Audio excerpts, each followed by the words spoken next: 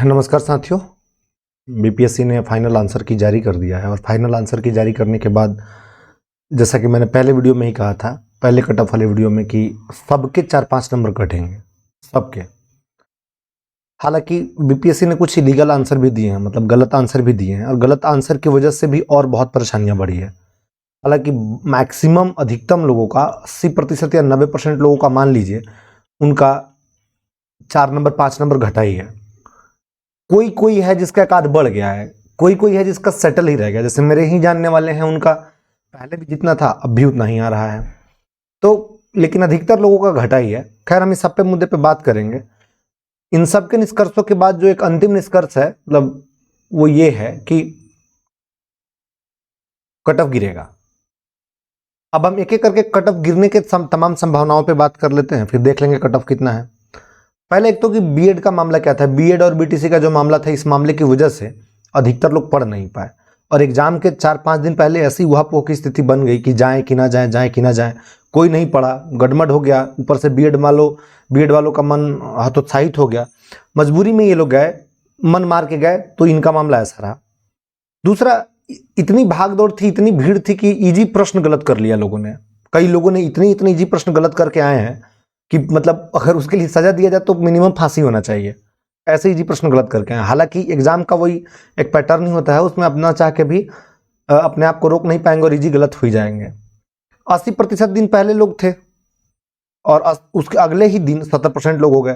पहले ही दिन जिसका पेपर खराब गया वो समझ में आ गया, अगला दिन गया ही नहीं। मतलब जिसके 35-37 बन रहे थे वो अगले दिन गए ही नहीं। ऐसे ऐसे लोग थे। ऊपर से सीटों की संख्या 80,000 है, जैसा कि आप सबको पता है। 80,000 में रिजर्वेशन भी है, 80,000 में बिहार से बाहर के लोग भी हैं, 80,000 में बिहार के रिजर्व, मतलब सब लोग हैं इसमें। ऊपर से बीपीएससी का आंसर की का तो पूछिए ही मत। इनका आंसर की तो इतना उटपटांग है, बहुत सारा आंसर गलत हुआ है। अच्छा आंसर गलत हुआ है लोगों का, जो सच में ही सही होना चाहिए था वो गलत हुआ है। जैसे मैं इस पर एक अलग ही वीडियो बनाऊंगा कि कौन कौन सा आंसर हुआ है और आपको जल्दी से जल्दी उसको चैलेंज करना चाहिए, लेकिन मैं हिंट्स दे रहा हूं। जैसे मिथोग्लोबिन का है, जैसे सुंदरलाल बहुगुणा वाला आंसर है। बहुत सारे ऐसे आंसर है जो सही होना था गलत कर लिया। जैसे महात्मा गांधी वाला आंसर है, वो भी है। दूसरा, भाग दौड़ इतनी थी कि लोग बड़े बड़े परेशान हुए। 2 रात जग गए, एक रात जग गए। अब अगले दिन थोड़े ना परफॉर्म ठीक से कर पाएंगे। अगर जो ठीक से सो नहीं पाएगा, दिमाग को रेस्ट नहीं दे पाएगा, अगले दिन क्या खाक लिखेगा? अगले दिन उसका पेपर खराब ही हो जाएगा। ऊपर से पेपर टफ था, पेपर इतना आउट ऑफ बॉक्स पूछ लिया था। बीपीएससी ने अब तक अपने इतिहास में 39 से लेकर के 68 तक जितना एग्जाम नहीं लिया था सिविल सर्विस में, जितना पेपर टफ नहीं था, उससे ज्यादा टफ ले लिया हम टीचर का पेपर। अब उसमें भी 1 से 5 तक का, 1 से 5 अभी पहला शिफ्ट, लड़कों का शिफ्ट। मतलब पता नहीं मेरे लड़कों से क्या दुश्मनी थी बीपीएससी को, इतना टफ। और बेशर्मी से अध्यक्ष महोदय कह रहे थे कि ऐसा सवाल तुम 1 से 5 का, 1 से 5 के सवाल में गणित का कौन सा सवाल टफ होता है, जरा बताइए उठा करके बिहार बुक का किताब।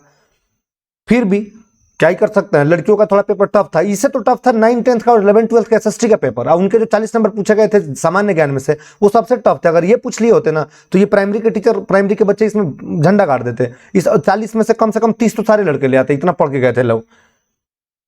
उसके बाद अभी वेरिफिकेशन होगा। वेरिफिकेशन में बड़े सारे लोग छटेंगे। किसी के पास डॉक्यूमेंट नहीं है, किसी के पास प्रोविजनल है, तो किसी के पास ये है, तो किसी के पास ये सुधार होने के लिए गया है, तो किसी के पास आधार नहीं है, तो किसी ने आवासीय अपलोड कर दिया है गलत। पेपर भरने में उस समय जब आंसर शीट भरना था तो बहुत सारे लोगों ने गलत किया है। किसी ने आंसर ही ठीक से नहीं भरा, किसी ने अधूरा भरा, किसी ने सेट नहीं चढ़ाया, किसी ने गोला ठीक से नहीं किया। मतलब ऐसी स्थिति बन गई है उसमें कि अधिकतर लोग वहां फंसेंगे और अधिकतर लोग बहुत गंदे तरीके से फंसेंगे। अधिकतर लोग उसमें छट ही जाएंगे एक तरह से, मान लीजिए, क्योंकि पेपर मशीन से चेक होता है, इंसान चेक करता नहीं है। और जब मशीन से चेक होगा तो स्वाभाविक सी बात है कि वो छटेंगे ही छटेंगे। क्योंकि बीपीएससी ये नहीं देखती ना कि आपने क्या किया है, क्योंकि उस पर अगर आपने आंसर का नंबर नहीं भरा, या आपने गोला ठीक से नहीं किया, या आपने रोल नंबर ठीक से नहीं भरा, अगर ये सब नहीं भरेंगे तो क्या करेंगे वो लोग? छांटेंगे ही अंत में, अंत छट ही जाना है इनको। हालांकि इसके लिए प्रोसेस है, प्रोसेस अपनाएंगे तो हो सकता है बच जाएंगे, लेकिन अगर नहीं अपनाया, जिन लोगों को नहीं पता है, वो ठाठ में है, घर में पैर में तेल लगा करके सो रहे हैं, तो छटेंगे ही छटेंगे। ऊपर से बहुत सारे लोगों को तुका याद नहीं था। मैंने तुका के वीडियो में कहा था कि आपके मन में पहला जो आंसर आए ना उसको टिक मारना है, लेकिन लोग इसमें भी शोध किए और शोध करके गलत कर लिए हैं। तो इन तमाम परिस्थितियों के बाद में, ऊपर से आंसर की को देखने के बाद में जो वीडियो आई है वो अलग आएगा, मतलब वो कट ऑफ अलग होगा। अभी हम बीएड मेल का कट ऑफ देख लेते हैं कितना होगा।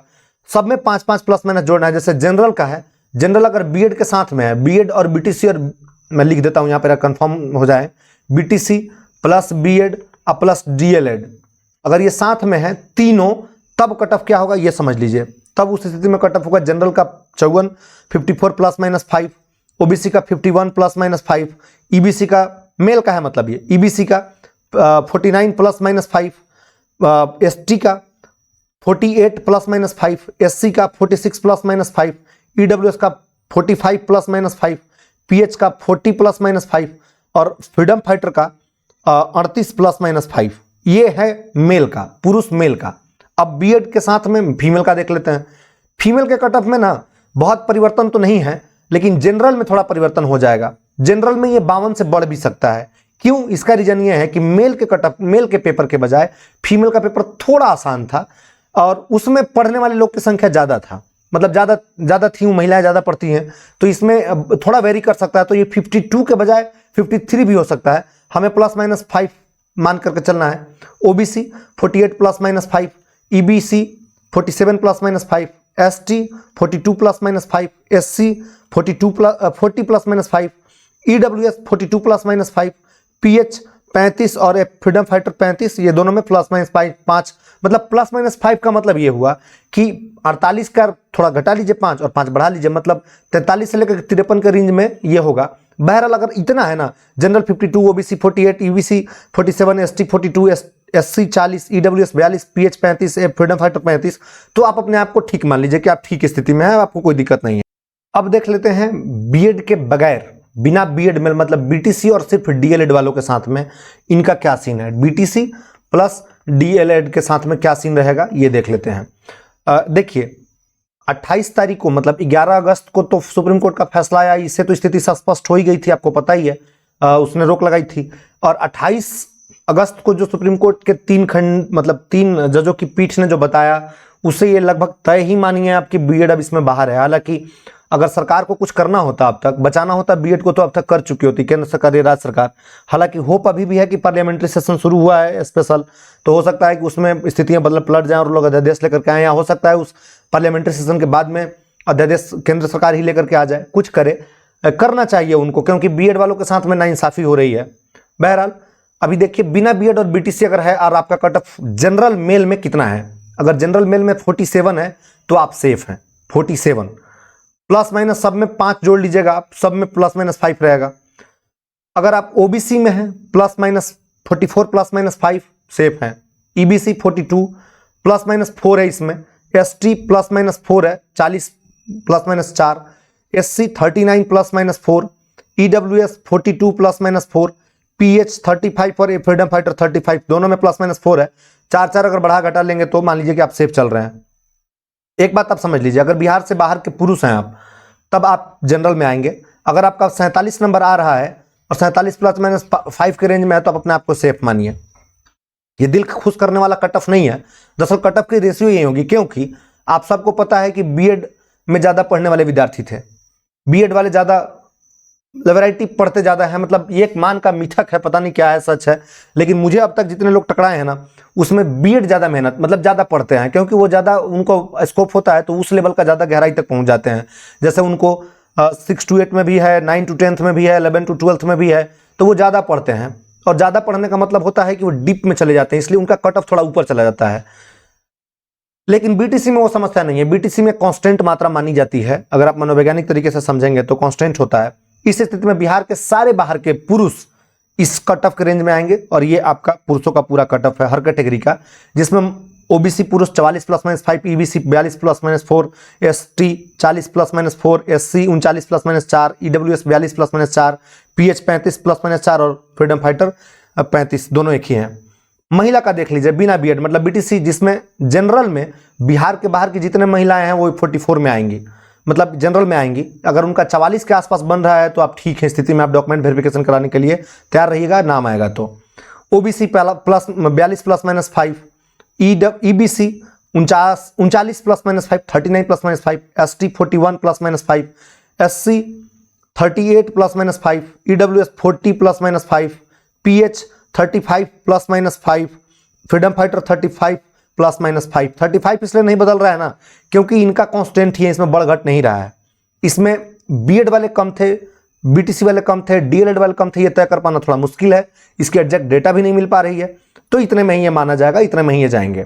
मैंने इस सब में 5-5 का वेरिएशन इसलिए रखा है कि महिलाओं का जो था, महिलाओं वाला शिफ्ट का पेपर थोड़ा आसान था पुरुषों वाले शिफ्ट से, इसलिए सब में 1-2 नंबर बढ़ भी सकता है अगर मामला ज़्यादा जमा तो ये है बिना बीएड वाले महिलाओं का कट ऑफ।